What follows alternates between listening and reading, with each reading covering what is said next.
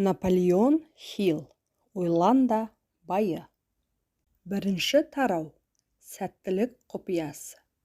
Қолыңыздағы кітаптың әр бөлімінде көп адамның қипасыз баюына жол ашып, кәсібін өрге домалатуына ықпал еткен байлыққа жетудің құпиясы жайында баяндауға тырыстым.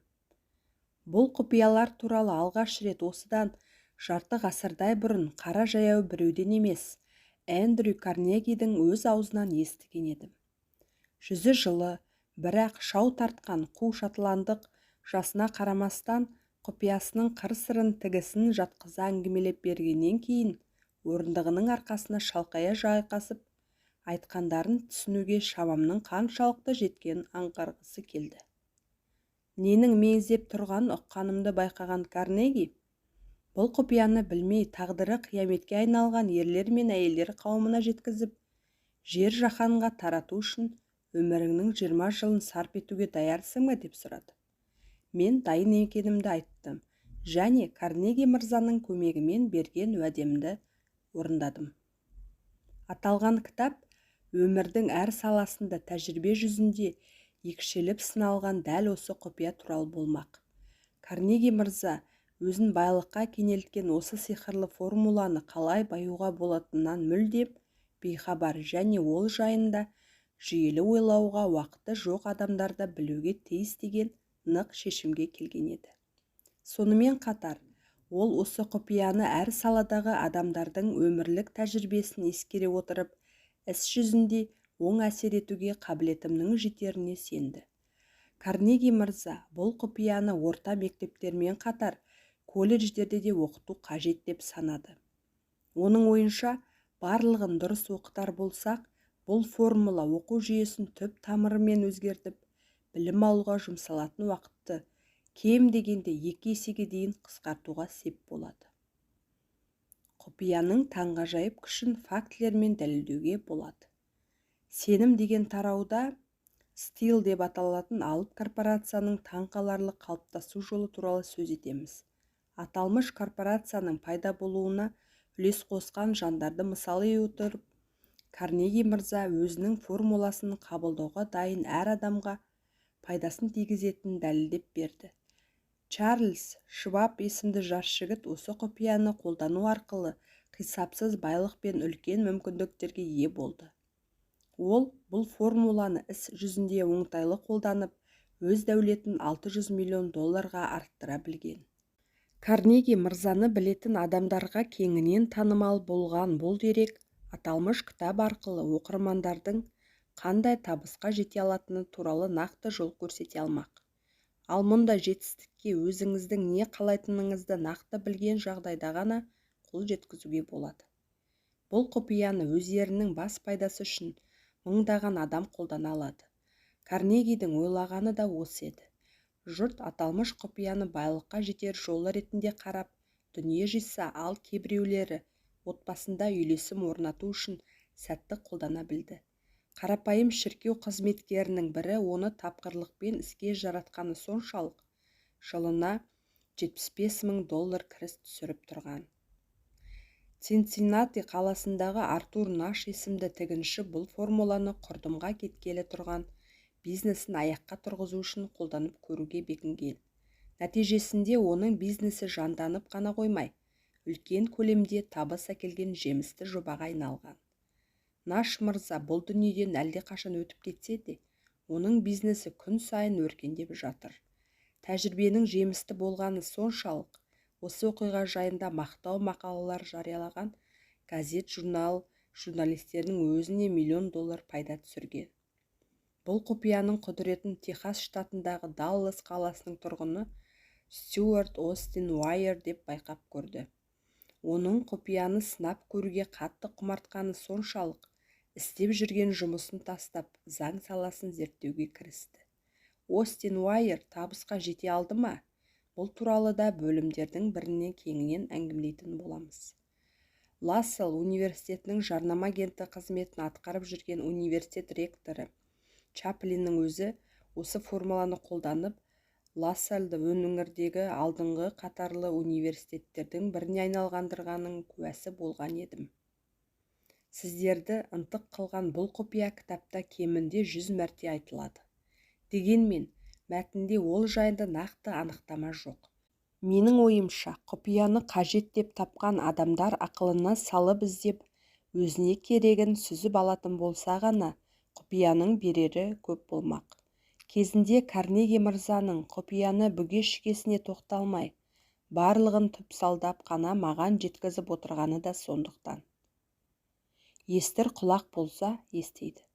Егер сіз өміріңізге елеулі өзгеріс енгізуге дайын болсаңыз, кітаптың әр бөлімінен бір құпиядан тауып отырарыңыз анық.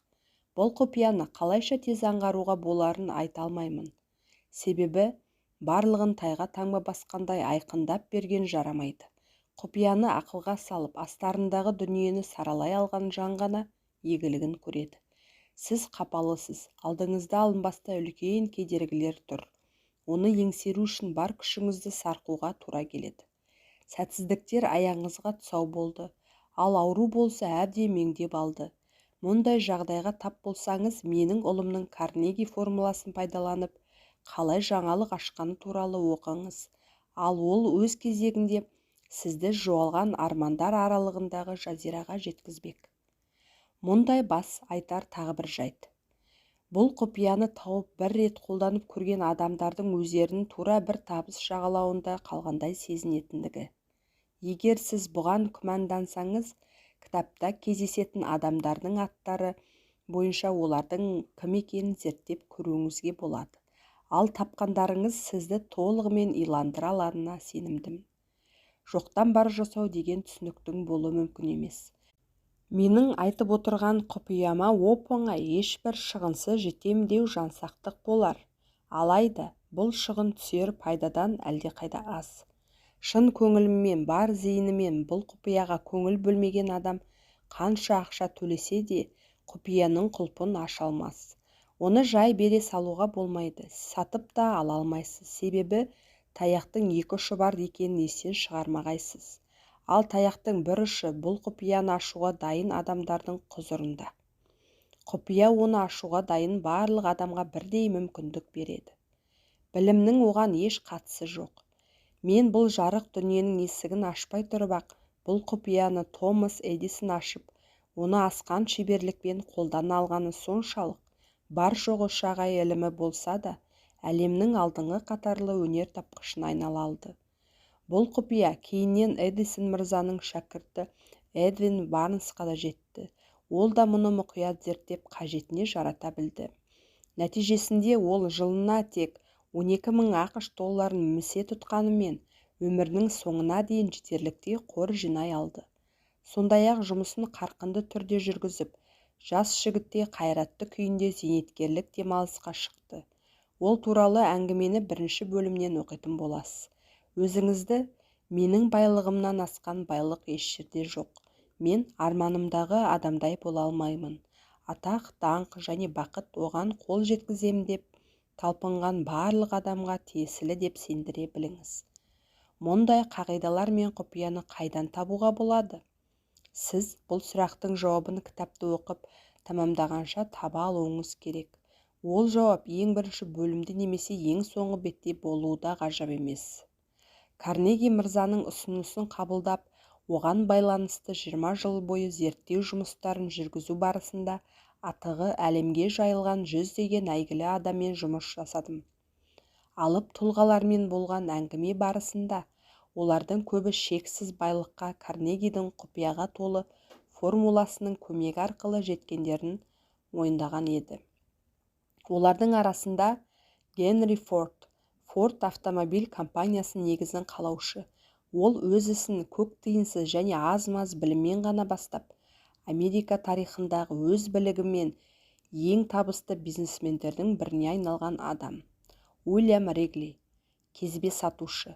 Ол клиенттерге сатып жатқан тауарынан гөрі сатып алғаны үшін сыйлық ретінде беретін сағызының көбірек ұнайтынын байқап, өз компаниясын құрады. Джордж Паркер шәкірттерінің қаламсабын жөндеуден шаршап, жаңа дизайн ойлап тапқан мектеп мұғалімі. Паркер Пен компаниясының негізін қалап, қарапайым идеяны табысқа айналдырған жан. Джордж Истман Eastman Kodak Company'ді ойлап табушы әрі негізін қалаушы. Ол фотосуретті көпшілікке қолжетімді қылған, көптеген инновацияны ойлап тапқан әрі киноиндустрияны өзгерткен адам. Джон Дэвис, заңгер әрі саяси көшбасшы. Ол президент Удро Вилсонның бас солиситоры болды, ал кейіннен Ұлыбританияға елші болып тағайындалды. Томас Эдисон, өнертапқыш әрі кәсіпкер. Ол электр шамын, фонограф пен видеокамераны жетілдірген және мыңнан аса өнертабыс түрін патенттеген тұлға. Бұл тізімге енген тұлғалар Карнеги құпиясын жете түсініп, тәжірибе жүзінде іске жараталған, сөйтіп өмірде де, қаржы мәселесінде де үлкен жетістікке қол жеткізген аттары әлемге әйгілі жүздеген америкалықтардың бір бөлшегі ғана. Өміріңізді өзгертетін елеулі сәт. Аталмыш кітапты оқу барысында сіздер қайталап айтып отырған құпияға күтпеген жерден тап боласыздар. Сондай ғажайыптың да болатынына дайын болыңыз. Ал ол ғажайыпты сіздің айнытпай танитындығыңызға еш күмәнім жоқ. Ол құпияны тапқан кезде, мейлі ол кітаптың басы, аяғы болсын, сәл кідіріп сағатқа көз салыңыз. Осы мезеттен бастап сіздің өміріңіз түп тамырымен өзгеруі мүмкін. Кітапты оқу барысында оның нақты деректерге негізделгенін, мақсаты ақиқат шындыққа қол жеткізу екенін ұмытпағайсыз. Осы ақиқат шындық арқылы ғана құпияны ашуға ынтық адамдар ол құпияны қалай ашу керек және ол үшін не істеу қажет деген сұраққа жауап таба алады. Екінші тарау ой заттанады. Томас Эдисонмен серіктес болуды ойлаған адам. Шын мәнінде ой заттанады. Мақсатыңыз айқын және сол мақсаттарыңызды іс жүзінде ақшаға немесе басқа да материалдық байлыққа айналдырамын деген қайтпас қайсар мінезіңіз болса, ол заттың құдіреті одан да арта түспек. Біраз жыл бұрын Эдвин Барнс ойлана алатын адам ғана байлыққа жетеді деген идеяға құрылған қағиданы ашты. Барнс бұл ойға бірден келе қойған жоқ. Эдисонның бизнестегі серіктесіне айналсам деген ұшқыр қиялы оны да осы ойға жетеледі. Барнс арманның басты ерекшелігі нақтылық еді. Ол Эдисонның қол астында емес, Эдисонмен бірге жұмыс істегісі келді. Барнстың арманы қалайша іске асқанын жіті қадағалаңыз. Сол кезде ғана сіз байлыққа жетелейтін қағидалар жөнінде кеңінен мағлұмат алатын боласыз. Барнстың санасына осы идея алғаш келген сәтте, оның мұны іске асыратын мүмкіндігі жоқ еді. Өйткені алдында еңсерілмейтін көрінген екі үлкен кедергі тұрды. Біріншісі, ол Эдисон мырзамен таныс емес, екіншісі Нью-Джерси штатының Итс-Ориндж қаласына баруға билет сатып алар көк тиыны да жоқ. Мұндай кедергілер басқа адамдардың сағын сындырып, ой арманын іске асыру үшін бөгет болатыны даусыз. Алайда Барнс үшін бұл аяққа тұсау емес. Эдисон оның көзіне тік қарады. Барнс Эдисон мырзамен танысу барысында атағы жайылған өнертапқышпен иық тіресіп жұмыс істегісі келетінін ашық айтқан. Бертін келе Эдисон мырза бір естелігінде Барнсты алғаш көрген жайында Барнстың сыртынан қарап көшедегі қаңғыбастың біріме деп қалдым. Алайда оның жүзіне зер салып алдымда мақсат айқын, ойлағанын жүзеге асырмай тоя таппайтын қайсар адам тұрғанын аңғардым. Егер адам бір нәрсені ынта-шынтасымен қалаған болса және мақсатына жетер жолды ештеңеден тайынбаса, қалаған дүниесіне жетерін өмірде көпті көрген адам ретінде білемін. Сол себептен де мен Барнсқа мүмкіндік бердім. Себебі оның көзінде отты көрдім. Барнстың жеткен жетістігі менің қателеспегенімді дәлелдеді деп жазған. Барнстың сырт келбеті кедергі келтірмеді.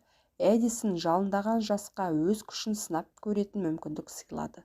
Себебі Эдисонға Барнстың сырт келбеті емес ақылы әсер еткен еді. Барнс алғашқы жүздесуден кейін-ақ Эдисон мырзаның серіктесіне айналған жоқ.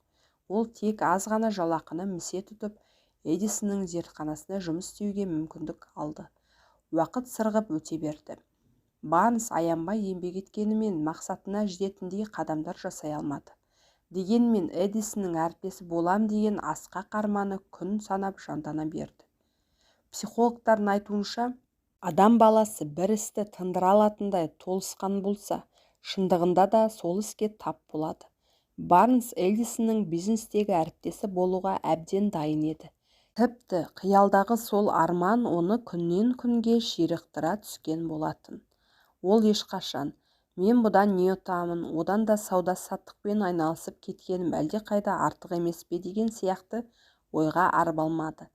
Керісінше, мен мұнда Эдисонның бизнестегі серіктесі болу үшін келдім, және қандай жағдай болмасын, мен бұл ойымнан ешкім айныта алмайды деп өзін-өзі қамшылай түскен. Ол дегеніне жетті. Барлық адам алдына дәл осылай мақсат қойып, сол үшін аянбай еңбек ете алса, айналамыз құлпырып кетер ме еді. Өрімдей жас Барнс мұны сол кезде білмеген де болар. Алайда оның алғырлығы дегеннен қайтпайтын бірбеткейлігі алда тұрған кедергіні еңсеруге күш-жігер беріп, жылдар бойы талмай іздеген мүмкіндігіне жол ашты. Мүмкіндік күтпеген жақтан келді. Барнсқа мүмкіндіктің есігі мүлдем күтпеген жақтан ашылды. Біз бұл айтқан құпияның тағы бір қыры. Өмірдің заңдылығы бойынша мүмкіндік мүлдем аңдамаған әрі күтпеген тұстан сәтсіздік пен жеңілістің киімін бүркеніп келеді. Осы себепке байланысты болар, адамдардың басым бөлігі басына қонған бақты аңдамай қалып жатады. Эдисон мырза дәл осы кезеңде өзінің зертханасында Эдисонның диктофоны деп аталатын жаңа құрылғыны жетілдіріп жатқан еді. Дегенмен сауда агенттерінің бірі бұл аппараттарының болашағына сенімсіздікпен қарағаны жасырын емес. Олардың ойынша, бұл құрылғыны сатып алар жанның табыла қоюы екіталай. Барнс болса бұл құрылғыны сата алатынына сенімді болды. Сөйтіп, уақыт оздырмай Эдисон мырзаға қызметін ұсынып, жұрт күмән келтірген істі атқара алды.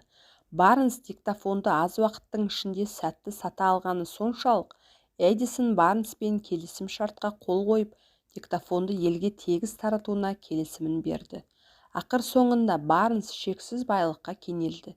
Осылайша, ойлансаң байлыққа кенелесің деген қағиданың іске жарайтынын дәлелдеп берді. Шынтуайтында Барнстың диктофондары сатып, қанша табысқа кенелгенін білмеймін. Мүмкін 2-3 миллион доллар айналасында болар. Аталмыш мысалдың түйіні ақшаның көлеміне келіп тірелмесе керек. Бар мәселе Барнстың көзге көрінбейтін білім деп аталатын жинаған байлығы материалдық байлығынан гөрі 1000 есе құнды екендігіне жатса керек. Ол қол жеткізген білім мен қағидалардың қатаң сақтау арқылы ойды іске және материалдық байлыққа айналдыруға болады деген башқұр қағиданы іске жарата білді. Барнс өзін ұлы Эдисонның серіктесі ретінде ойша көре алды. Қалталы азаматқа түптің түбінде айналамын дегенге сенді. Ал бұл іске алғаш аяқ басқанда Барнстың бойында өзіне деген сеніммен алға қойған мақсатқа жеткізер табандылығынан басқа ештеңесі де болмаған еді. Алтынға 3-ақ қадам қалғанда. Көп адамның сәтсіздікке ұрынуының басты себептерінің бірі уақытша тап болған қиындықтарға бола жасалған істің барлығын тәрк ету еді. Барлық жанның басынан осындай жағдай өткен анық.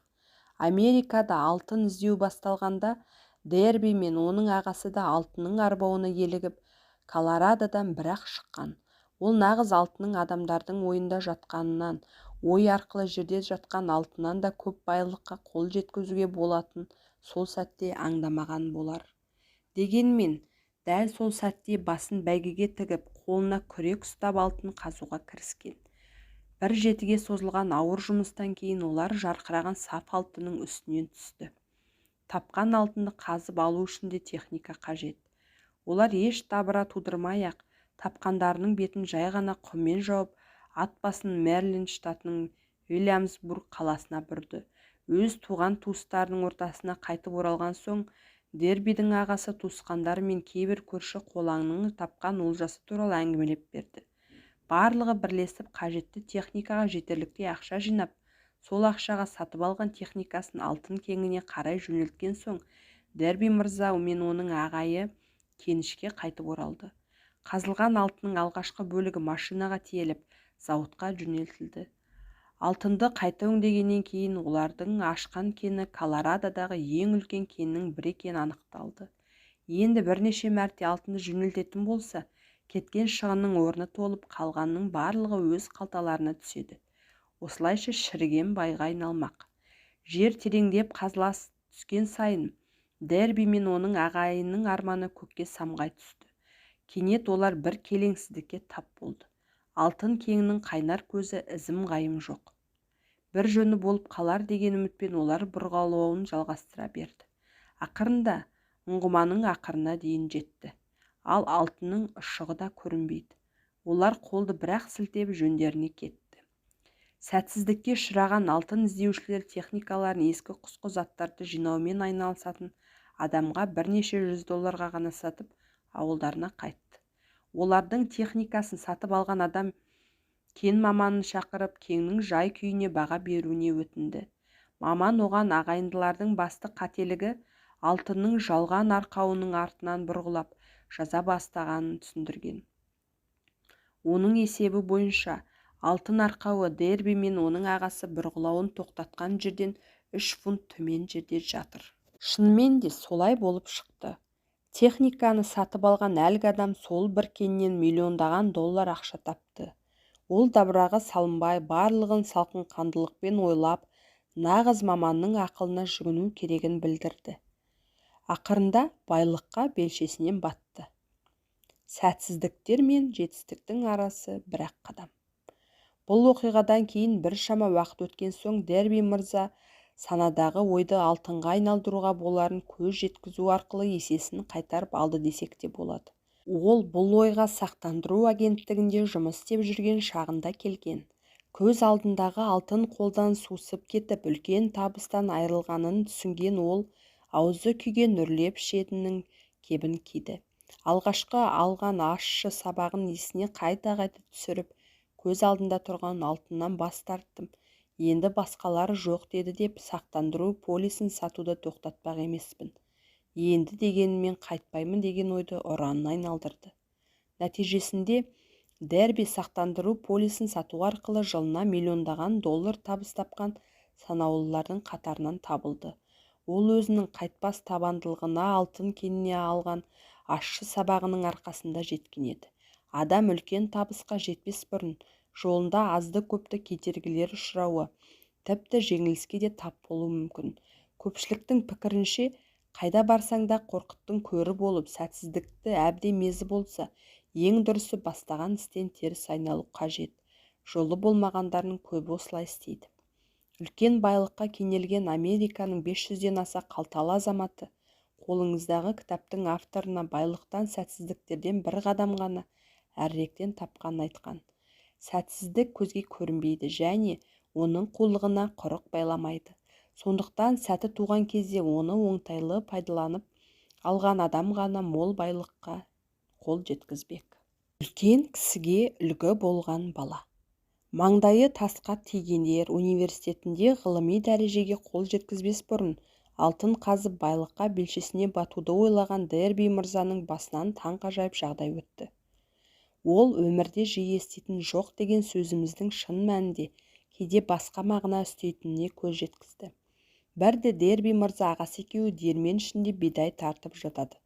Ағасының қара нәсілді шаруаларды жалға алып еңбектенетін шағын фермасы болған. Ағайынды екеуі бидай тартып тұрған бөлменің есігі жабық тұрған. Бір кезде есік ақырын ғана ашылып, қара нәсілді шаруаның бір кішкентай қызы ешке кіріп келді. Аяғын ақырын ғана басып, бөлменің кіре берісіне тоқтап тұрып қалды. Жұмысқа беріліп кеткен Дербидің ағасы басын бір көтеріп қалғанда, есік аузында тұрған қызды көзі шалып қалып, «Саған не керек?» деп айқайлап жіберді. Кішкентай қыз ақырын ғана, «Анам сізден қарызға 50 цент сұрап жатыр» дейді. Бұған ағасы, «Бере алмаймын, жөніңе кет» деп жауап қатады. «Жарайды мырза» дегенімен, кішкентай қыз кетпей тұрған орнында қалшиып тұра береді. Дербидің ағасының өз ісіне берілген сонша, ол қыздың әлі орнынан қозғалмай тұрғанын байқамайды да. Басын тағы бір көтерген сәтте қыздың кетпегенін көріп, «Мен саған жоғал дедім ғой, тыңдамайтын болсаң таяқ жейсің» деп шатынап айғайлап басады. Кішкентай қыз тағы да «Жарайды мырза» дейді де тұрған орнына міз бақпайды. Қыздың кетпегенін көрген Дербидің ағасы диірменге төгейін деп жатқан қолындағы дорба толы бидайын жерге тастай салып, бөшкенің тақтайшасына қолын алып кішкентай қызға тап береді. Ағасының шатақ мінезін жақсы білетін Дерби бір сойқанның боларын сезіп қызға жанашып қарап қалады. Ашуға булыққан ағасы қыз тұрған жерге таяп қалғанда кішкентай қыз қорқып, шегінудің орнына алға қарай тағы бір қадам жасап, Дербидің ағасының жүзіне тайсалмастан тура қарап тұрып, «Анама 50 цент керек» деп бар даусымен айғайлап жіберді. Мұндайды күтпеген ересек кісі қалт тоқтап, қыздың жүзіне аңтарыла қарап қалады. Сосын таяғын жерге қойып, қолын қалтасына салып жіберіп, әмиянынан 50 центті алып береді. Қыз ақшаны алып, өзі жаңа ғана сөзден жеңген адамның жүзіне қарамастан есікке қарап беттейді. Ол көзден таса болған соң, ағайы жәшік үстіне отыра кетіп, терезеден сыртқа үн-түнсіз ұзақ қарап отырады. Бәлкім, өзін жаңа ғана жерге қаратып кеткен кішкентай қыз туралы іші елжірей ойлап отырған болар. Бұл жағдай Дерби мырзаны да біраз ойға қалдырды. Бұл оның қара нәсілді кішкентай қыздың өзінен жасы үлкен ақ нәсілді адамды тезге салғанын бірінші рет көру еді. Ол қыздың бұған қалай батылы барды, ал ағасына не болды? Оның ашуынан қайтып қойдан жуас момақан бола қалуының себебі не? Қожайынның алдында еш тайсалмастан қасқая қарап тұрған кішкентай қызға мұндай жігер қайдан біткен? Осы және басқа да осы тақылеттес сұрақтар Дербидің ойынан кетпей қойды. Бірақ бұл сұрақтың жауабын көп жыл бойы бұл әңгімені маған айтқан уақытқа дейін таба алмаған еді. Ең қызығы, адам сенгісіз бұл ғажайып оқиға туралы кітаптың авторы жоғарыда аталған ескі диірменнің қасында сол бір кішкентай қыз тұрған жерде тұрып естіп білген еді. Баланың таңғаларлық құдіреті. Жоғарыда баяндалған оқиғаны Дерби мырза дәл осы ескі диірменнің жанында тұрғанымызды айтып берді. Сосын менен бұл жағдайда қатысты ойыңыз қандай? Кішкентай ғана қыз қалайша мінезі шатақ адамды жеңе алды? Ондай қайрат түйердей қыздың бойында қайдан бар деп сұрады. Бұл сұрақтың толыққанды жауабын осы кітаптан таба аласыз. Кішкентай ғана қыз жүзеге асырған қағидаларды түсініп, іс жүзінде қалай қолдануға болатынын аталған бөлімдерден ұғынасыз. Қайсар мінезге жеткізетін күшке қалай жетуге боларын алғашқы бөлімдерді оқығанда аңдай бастайсыз. Кітаптың орта тұсына жақындағанда мұндай күшті тізгіндеуді үйренесіз. Бұл құдіретті еленгенде алған қойған мақсаттарға қалай жетуге боларын жоспарлай аласыз. Ал нақты қадам жасау туралы ой кітап түгесуге шақ қалғанда келері анық. Сабақ алуға болатын жеңілістеріңіз бен сәтсіздіктеріңізді еске түсіресіз. Дәл осы сабақ сізге жоғалтқан дүниелеріңіз бен болашақта армандаған дүниеңізге жетуге көмектеседі. Дерби мырзаға қаршадай ғана қара қыздың нені басшылыққа ала отырып, өз дегенін істеткенін түсіндіріп бергеннен кейін, ол өзінің сақтандыру агенті ретінде өткізген 30 жылын есіне алып, осы салада қол жеткізген жетістіктерінің сол кішкентай қыздан алған сабағымен тығыз байланысты екенін ашық мойындады. Сонда Дерби мырза, жұрт менен сақтандыру полисін сатып алудан бас тартқанда, көзі оттай жанған сол бір кішкентай қызды есіме алып, қайткенде де мен мұны сатамын деп өз-өзіме серт беремін. Менің саудам адамдар маған жоқ деп жауап бергеннен кейін тіптен жандана түседі деген еді. Ол алтынға 3 қадам жетпей тоқтаған өзінің қателігін тағы бір есіне түсіріп, алтын оқиғасының алғашқы сабағы мен үшін байлықтың алтын есігін ашқанмен бірдей еді. Ол ештеңеден бас тартпай, тек алға жылжуды, артқа қайырылып қарамауды, тек сонда ғана үлкен жетістікке жететінімді үйретті. Қиындықтарға қарамастан бастаған істі соңына дейін жеткізген жөн. Осы қағиданы ұғынуым үшін алтын оқиғасын өткеруім керек болған екен деп ой айтты. Дербидің басынан өткен бұл жағдайлардың басқа да жағдайдан айтарлықтай еш айырмашылығы да ерекшелігі де жоқ. Аталмыш оқиғалар оның тағдырын шешкен маңызды сәттер болғандықтан ғана ол бұл жайттарға философиялық тұрғыдан қарады.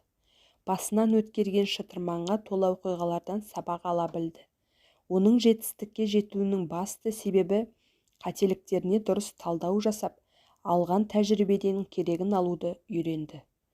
Алайда бұдан уақыты жоқ, өз басынан өткен жағдайлардан тәлім алуға ықылас танытпаған, табысқа жетуге асықпаған адамдарға қайтпек керек деген сұрақ туындайды. Саған керегі жөні түзу бір ғана ой. Жоғарыда тізбектелген сұрақтардың жауабын келесі бөлімдерден таба аласыз. Дегенмен, кітапты оқып отырғанда ойды ой қозғап, бұл сұрақтардың жауабын өз санаңыздың түкпірінен тапсаңыз таңғалмаңыз. Сізге керегі жөні түзу бір ғана ой. Ал осы кітапта баяндалған қағидалар іске жаратуға болатын идеялардың тууына түрткі бола алады. Қайта-қайта сөз еткен бұл қағидаларға нақты тоқталмас бұрын, құрметті оқырманым, сізді өте маңызды ақпаратпен құлақтандыруды жөн деп санаймын. Осы ойлардың ішіндегі ең бастысы табыс әркімге ақ керек деген ой. Бұл кітапта сөз болатын қағидалар жағымды ойларды санаңызда қалай қалыптастыру керек екенін мұқият түсіндіріп береді. Адамның дәулеті арта бастағанда, әдетте көзді ашып жұмғанша үсті-үстіне жинала береді. Тіпті олардың артығымен пайда болатындығы соншалық, осы байлық жылдар бойы көрінбей тығылып жатқан ба деген ой тууы мүмкін. Жылдар бойы байлық тек таңнан қара кешке дейін тамыл таппай еңбек еткен адамдарға ғана бітеді деген ойды санасына сіңірген жан үшін бұл таңғаларлық қағида. Дұрыс ойлап, сол арқылы қалтаңыз қалыңдай бастағанда, сіз байлықтың өз ойыңызбен тығыз байланысты екеніне, ал ойыңыздың нақтылығы сол байлыққа жетер жолда үлкен рөл атқаратынына көз жеткізетін боласыз. Сізге және өзіңіз секілді басқа жандарға байлыққа жеткізер ақылды қайдан алуға болатыны жайында ақпарат қажет екені даусыз. Мен бай адамдар үшін ұшан теңіз байлыққа қалай қол жеткізгенін білгім келеді. Сондықтан осыны зерттеуге өмірімнің 25 жылын арнадым. Осы философияның қағидаларын меңгеріп, іске жаратар болсаңыз жағдайыңыз жақсара түседі. Тіпті саусағыңыздың ұшы тиген жерлердің барлығын алтынға айнала бастайды. Мүмкін емес дегіңіз келе ме? Сөзіңізді қайтып алыңыз. Бұл өмірде мүмкін емес ештеңе жоқ. Адамзаттың осал тұстарының бірі мүмкін емес деген сөзді жиі айтуы. Бұл қолымнан келмейді, мұны істеу мүмкін емес. Қолыңызда неге келмейді? Бұл кітап басқаларды табысқа жетелеген ережелер жөнінде кеңінен оқып танысқысы келген. Бірақ мүмкін емес деген сөздің тасасынан шыға алмай жүрген жандар үшін жазылған. Тәуекелге бел буып, қағидалармен танысқыңыз келсе, іске сәт. Сәттілік тек сәттілікті ақылға салып іздеген жанға жолығады. Ал сәтсіздік болса, сәтсіздіктен қорқатын адамдарды торолдап жүреді. Бұл кітаптың мақсаты сәтсіздік туралы ойдан арылып, ойын сәттілік төңірегіне шоғырландыруды мақсат еткен адамдарға көмек қолын созу. Көп адамға ортақ кемшіліктің бірі тек өзінің алған әсері мен түйгендеріне ғана сүйеніп, үкім шығаруы. Осы жолдарды оқып отырған кейбір жандар ойлау жүйеміз сәтсіздік, кедейлік, мүсәпірлік пен жеңіліс аясында қалыптасқандықтан ешқашан табысқа жете алмаймыз деген ойда болуы мүмкін. Осы тақылеттес кер тартпа ойларды естігенде ойыма еріксіз бір оқиға оралады. Қазірде атағы алысқа жайылған қытайлық азамат Америкаға білім алу үшін келіп, Чикаго қаласындағы университеттердің біріне оқуға түскен. Бір күні университеттің президенті Харпер мырза онымен кездесіп қалғанда, америкалықтардың қандай қасиеті сізді таңғалдыра алды деп сұрайды.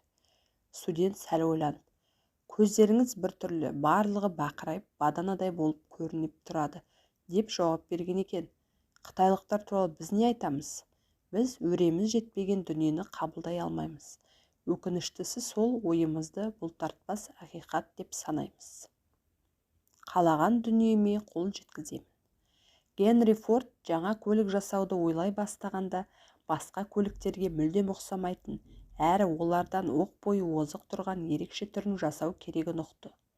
Мүмкін 8 цилиндрлі жаңа мотор ойлап табу керек шығар.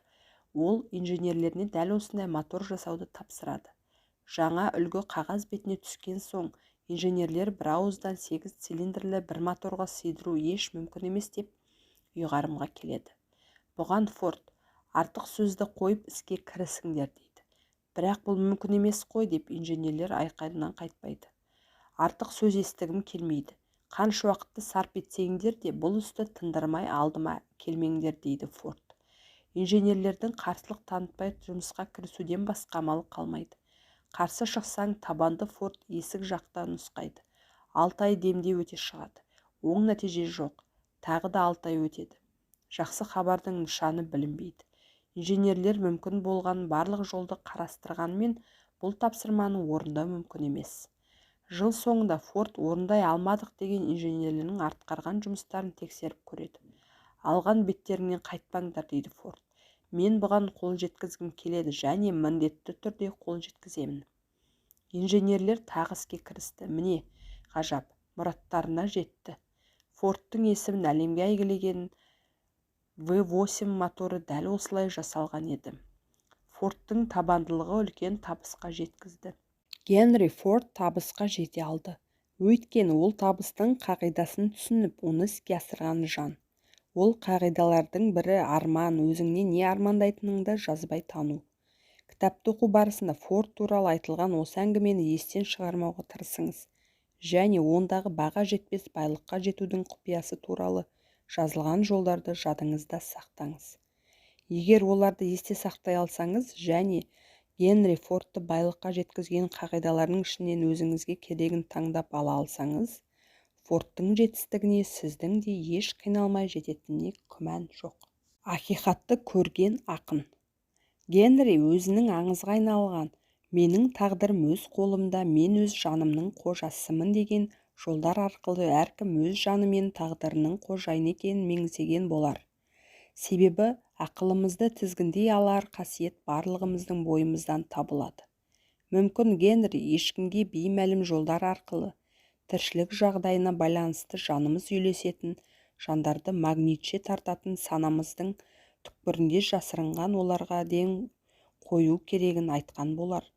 Бәлкім, ол үлкен арманға ұмтылу арқылы бай болып, осы ойларға жан тәнімізбен беріліп, қалталы азаматқа айналуымыз керек деген ойды осы жолдардың астарына жасырған болар.